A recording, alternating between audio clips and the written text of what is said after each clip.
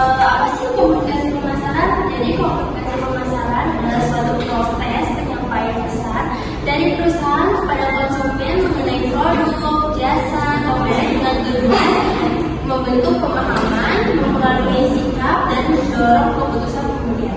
Melalui komunikasi ini, perusahaan berusaha membangun hubungan serta citra positif dengan konsumen. Nah, di era digital, komunikasi pemasaran tidak lagi bersifat satu arah. Konsumen dapat memberikan respon secara langsung melalui media digital seperti media sosial dan platform online lainnya. Hal ini membuat perusahaan harus lebih kreatif, responsif, dan adaptif dalam menyampaikan pesan proses pemasaran. Nah, pentingnya komunikasi pemasaran digital. Yang pertama, yaitu tentu aja menjangkau audiens yang lebih luas.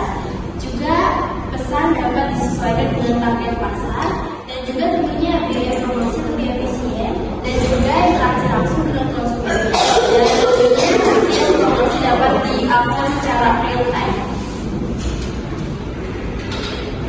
Selanjutnya ada komponen strategi komunikasi pemasaran digital.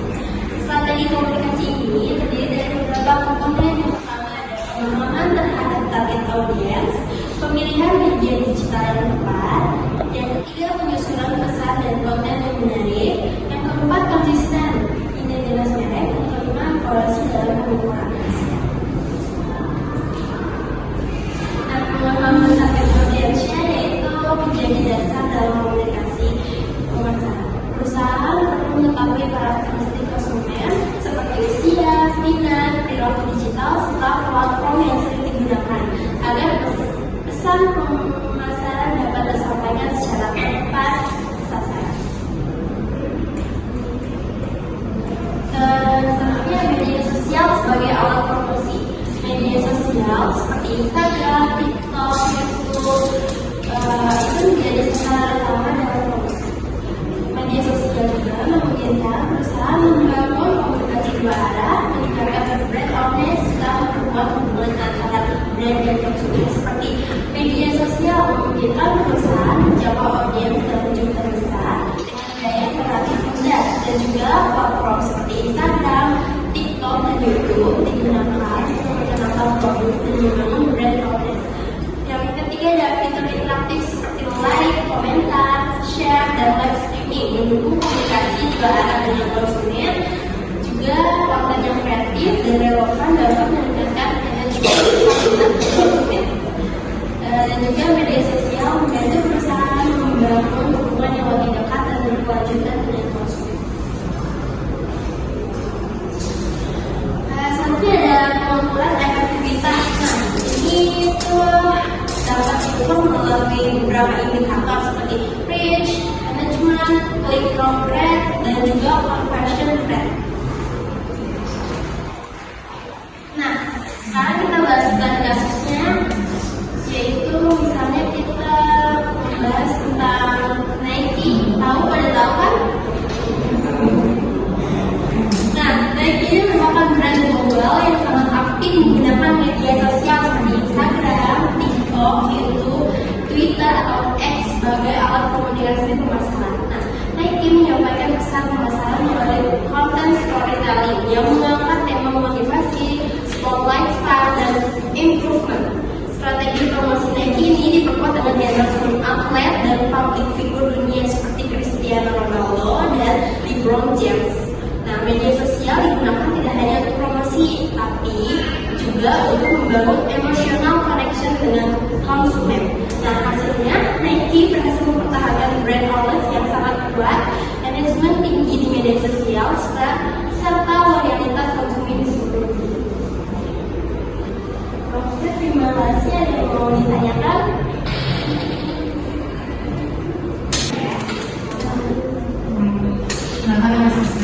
Aku mau nanya, apa kunci keberhasilan strategi komunikasi pemasaran digital? Ya, kunci pertamanya itu tentu audiens. Jadi membuat konten yang biasanya membuat konten yang menarik atau kolaborasi dengan influencer yang terkenal gitu. Dan juga kita memilih pilih media digitalnya yang tepat gitu. Ada lagi? Oke. Dalam sejarah banyak mengapa media sosial efektif sebagai alat promosi? Karena media sosial itu lebih menjangkau lebih luas gitu, jadi bisa jadi lebih oke gitu kalau kita media sosial. Selanjutnya,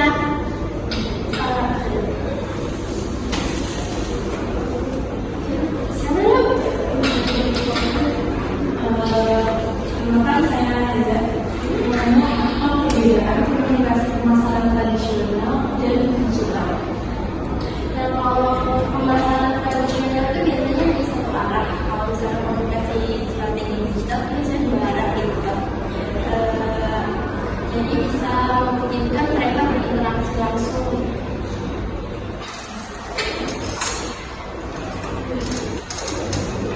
Ya. Sebelumnya saya menunjukkan menurut kamu itu komunikasi pemasaran untuk biar bisa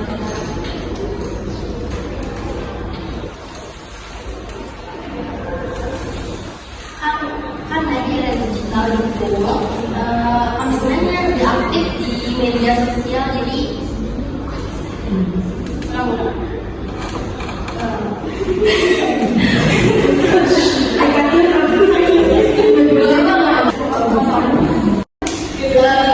karena di era digital itu lebih aktif. Kayak misalnya TikTok kan udah hampir semua gadget pasti pakai TikTok kan, jadi kita lebih menyampaikan pesannya lebih dapat gitu lah. Jadi misalnya lebih oke.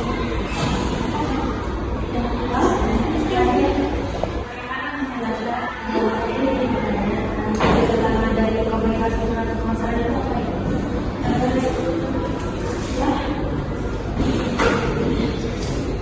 Tujuan ya tadi.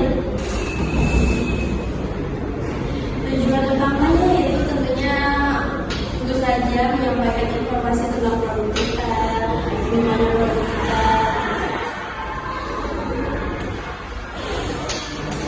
Oke, jadi kesimpulan untuk semuanya, komunikasi pemasaran merupakan elemen penting dalam kegiatan pemasaran dan promosi di era digital saat ini, karena berperan dalam menyampaikan pesan, membangun citra merek, serta menciptakan hubungan dengan konsumen.